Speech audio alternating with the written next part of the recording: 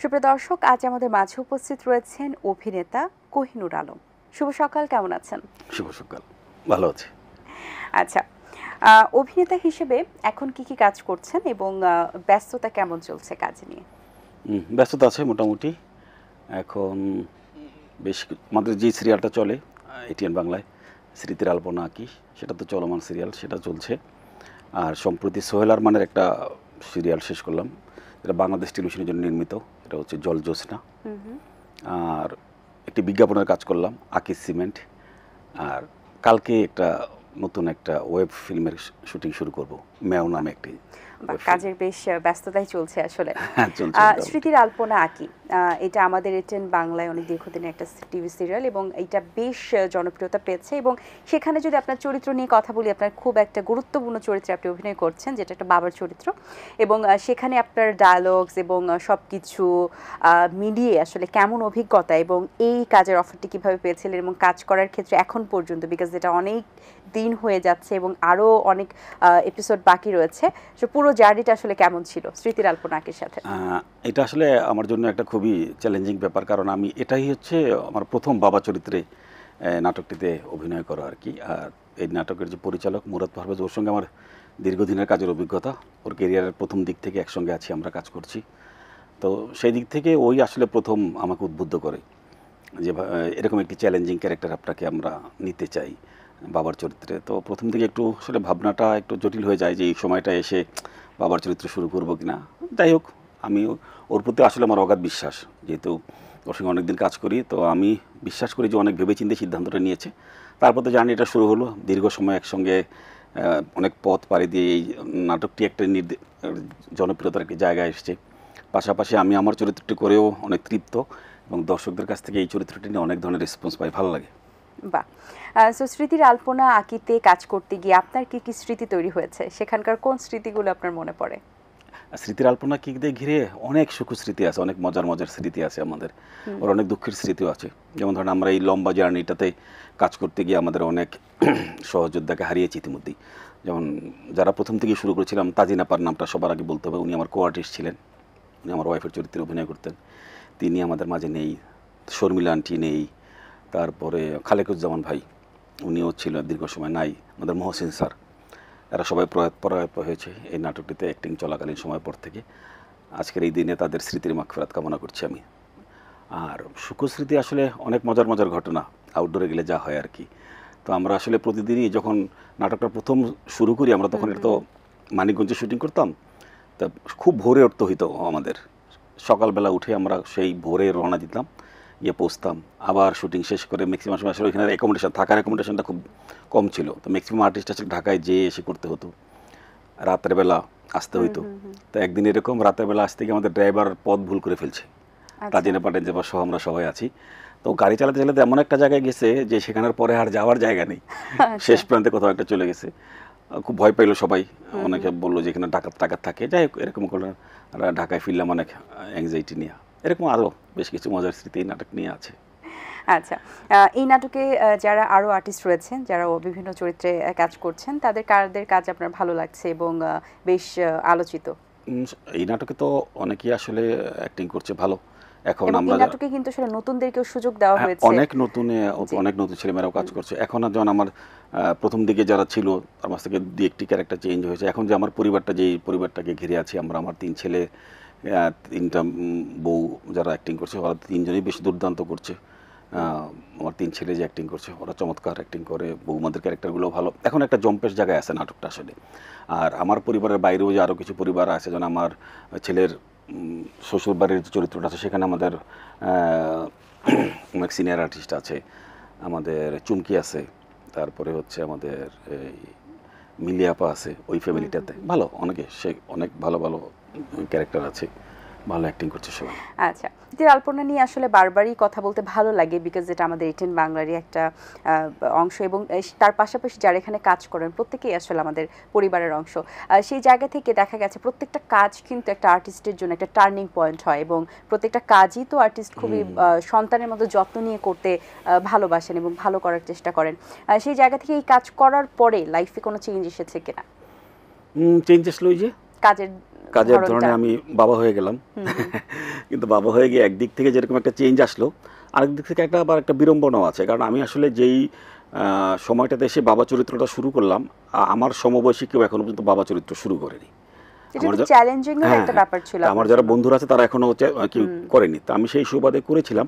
কিন্তু করার পরে যেটা হয় যে এখন কেউ গতানুগতিক যে বাবার চরিত্রগুলো থাকে অন্য অন্য নাটকে, তারা আমাকে ইচ্ছা করলে আসলে কাস্ট করতে পারে না বাবার চরিত্রের জন্য। কারণ দেখা যায় যে এইজের একটা ব্যাপার হয়ে গেছে, তো এখন যারা বাবা করছে ওদের সঙ্গে আমার সঙ্গে এইজের একটা ব্যাপার হয়েছে, আর আমার অপোজিশনে মা হিসেবে কাকে নিবে সেটাও একটা ফ্যাক্টর হয়ে দাঁড়িয়েছে। কারণ এখন যারা মায়ের ক্যারেক্টারগুলো করছে তারা কেউই আসলে আমার সঙ্গে করার মতো কাছাকাছি আর্টিস্ট নাই। আর আমরা যারা একসঙ্গে আমরা কেরিয়ার শুরু করেছিলাম, ওই যে বললাম ছেলে ক্যারেক্টারগুলো এখনও কেউ বাবা করা শুরু করেনি, আর আমাদের যারা কো আর্টিস্ট ছিল তারা কেউ এখনও মা করা শুরু করেনি। এখানে একটা বিড়ম্বনাও তৈরি হয়েছে আমার জন্য আসলে একটা। আচ্ছা, অভিনেতা হিসেবে আপনার জার্নিটা শুরু হয়েছিল কিভাবে? প্রথম কাজের অফারটা কিভাবে পেয়েছিলেন এবং কোন কাজ দিয়ে শুরু? আমি আসলে একজন থিয়েটার ওয়ার্কার। আমার অভিনয় জীবনে শুরু আসলে থিয়েটার দিয়ে। আমি এখনও থিয়েটার করি। আমার দলের নাম হচ্ছে নাট্যতীর্থ। তো থিয়েটারেই আমি শুরু করি 1990 সালের দিকে, আর মিডিয়াতে আমি কাজ শুরু করি হচ্ছে 2000 সালের দিকে এসে। প্রথম কাজটা হচ্ছে গিয়ে আসলে ক্যামেরার সামনে আমি যেই কাজটা নিয়ে দাঁড়িয়েছিলাম, অনেক অভিনেতাদের মধ্যে আমারও একটা দুর্ভাগ্য যে সেই সেই নাটকটি আসলে অনেয়ার হয়নি। আমাদের প্রয়াত ডিরেক্টর মনির হোসেন জীবন, তার একটি নাটক অনাকাঙ্ক্ষিত সুখ, একটা সিরিয়াল ছিল, সেটা নিয়ে আসলে আমি প্রথম ক্যামেরার সামনে দাঁড়াই। ওটা হচ্ছে আমার শুরু, কেরিয়ারের শুরু। আর 2003 সালে এসে আমি মুভি প্রথম করি। আমাদের শ্রদ্ধেয় বাংলাদেশের অনেক গুণী একজন নির্মাতা প্রয়াত চাষী নজরুল ইসলামের ছবি মেঘের পরে মেঘ, সেটা দিয়ে হচ্ছে আমার চলচ্চিত্র যাত্রা শুরু হয়। বাহ, খুব সুন্দর একটি কাজ দিয়ে চলচ্চিত্র জার্নিটা আপনি শুরু করেছেন।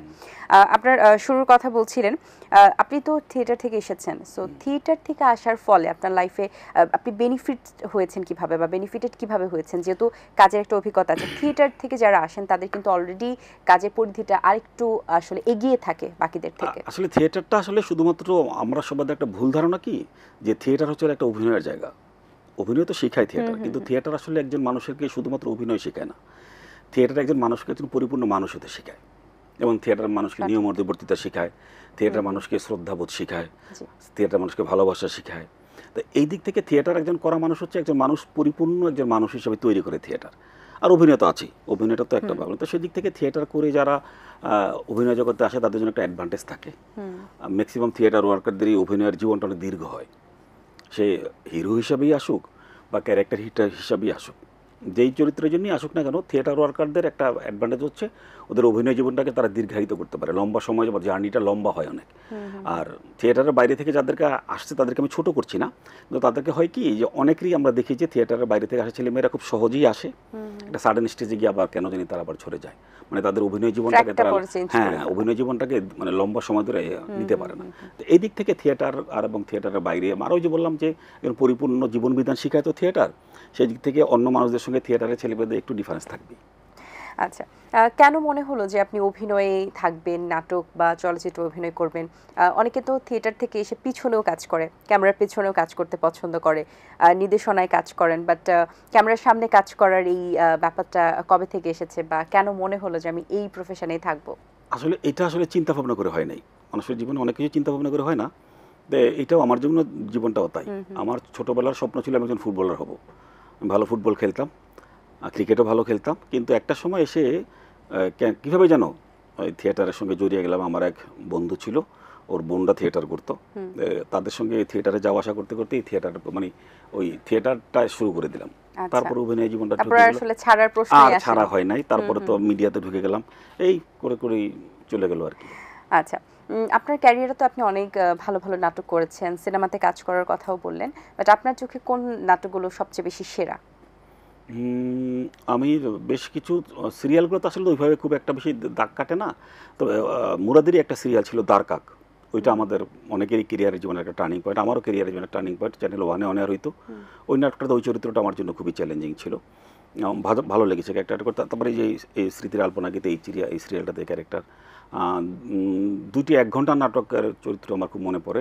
একটি নাটকের নামটা আমার ঠিক মনে নেই, নিশুর সঙ্গে আমার একটা খুবই দুর্দান্ত একটা নাটক ছিল, ওর সঙ্গে আবার সাম্প্রতিক সময় বছর 3-4 আগেও একটা ভালো নাটক মরিচিকা, আমার দুজন, ওইটা তো আমি ওর বাবা, খুব ইয়াং টাইপের বাবা আর কি, ওইরকম চ্যালেঞ্জিং। আর মুরাদের ছবি করেছি, বললাম যে অনেকগুলো ছবির মধ্যে মুরাদের 2টি ছবি আছে, একটি হচ্ছে চন্দ্রগ্রহণ, একটি হচ্ছে বৃহন্নলা।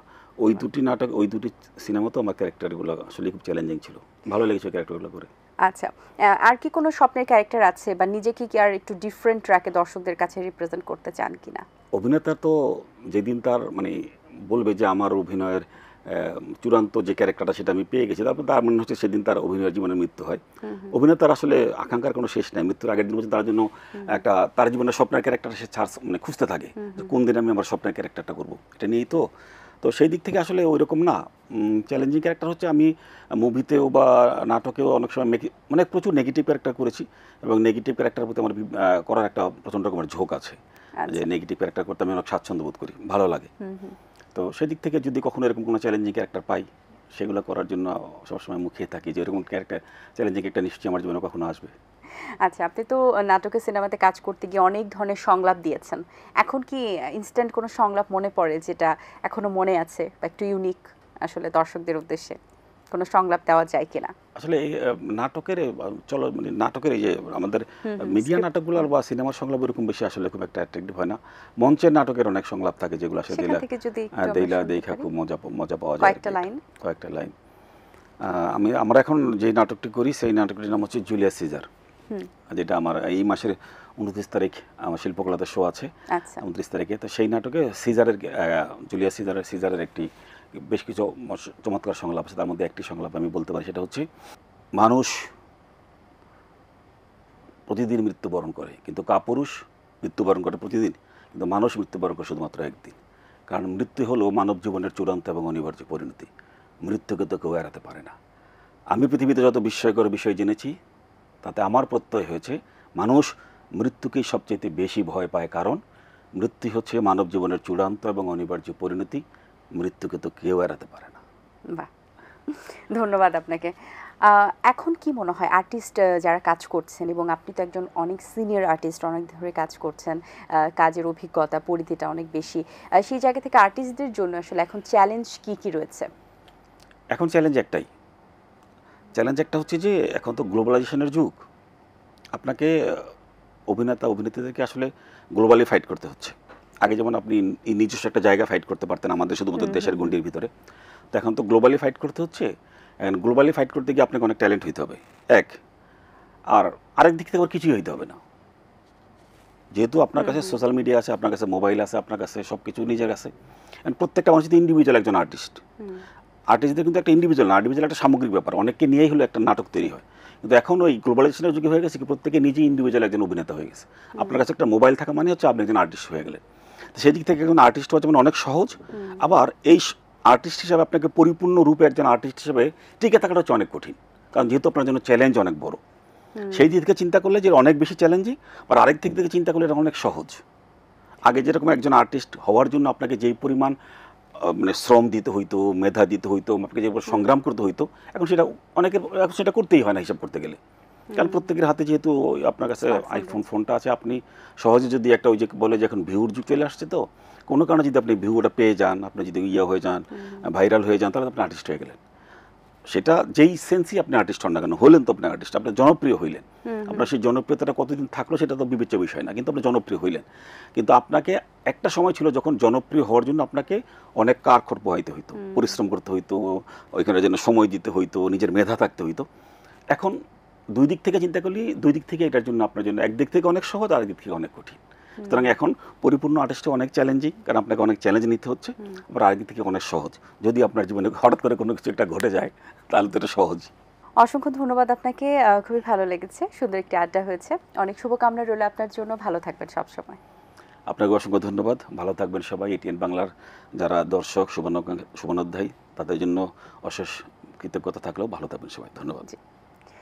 দর্শক, আশা করছি আজকের এই আয়োজন ভালো লেগেছে। আজ এই পর্যন্তই, দেখা হবে আগামী পর্বে। সেই পর্যন্ত ভালো থাকুন এবং সুস্থ থাকুন, এবং এটিএন বাংলার সাথেই থাকুন। আল্লাহ হাফেজ। দিন আসে দিন যায়, সময়টা চলে যায়, তবু আছি এই বেশ ভালো। জীবনটা রঙময়, যেভাবেই হওয়া চাই, নয় কবু সাদা কালো। এই আশাতে স্বপ্ন ভাসে, সুখ হাসে চোখে মুখে, চায়ের চুমুকে।